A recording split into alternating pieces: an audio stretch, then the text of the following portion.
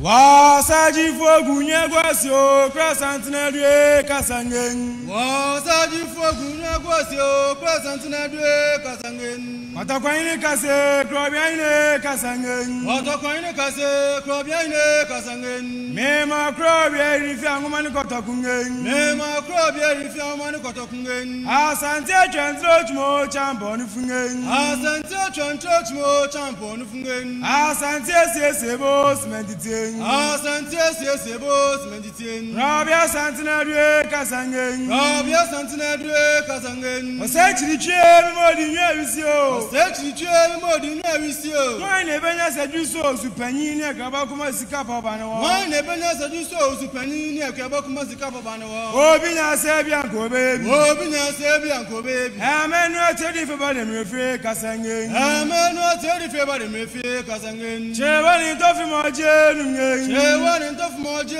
nungen. Adafroda diochmo champo nufungen. Adafroda diochmo champo nufungen. Osoni nkroyo smeditien. Osoni nkroyo smeditien. Ejako jari na dia sedungen. Ejako jari na dia sedungen. Akusibi ekumrochmo champo nufungen. Akusibi ekumrochmo champo nufungen. Ejako frise frampuno demi ferisi. Ejako frise frampuno demi ferisi. Probia santi kotokwa sundu yin wo se tutumi modi nyewisio. Probia santi kotokwa sundu yin wo se tutumi modi nyewisio. One na musuma nkabo mpuntu oni nkoso ba Ghana ni asantimemu. One na musuma nkabo mpuntu oni nkoso ba Ghana ni asantimemu. Obi nya se bia nko bebi. Obi nya se bia nko bebi. Brogo ba kaina ne frampuno demi ferisi. Brogo ba kaina ne frampuno demi ferisi. Me ma jabindo da ko yadungen. Me ma jabindo da ko yadungen. Yado ne dia ko bojeje uta tochmo. Mecha ikwambos meditien. Bobenta ko si pepingen. Bobenta ko si pepingen. Entori mecha vochmo champo nufungen.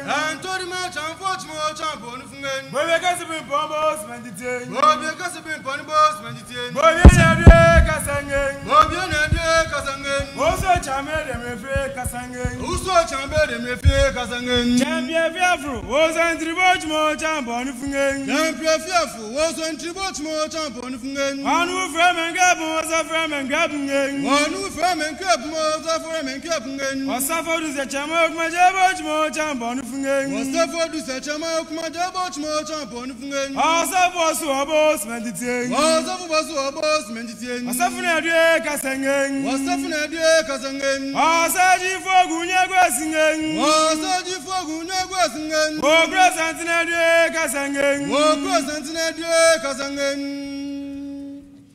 Woku wada toba de mefa gunya kwa se atumna chemera. Zoom.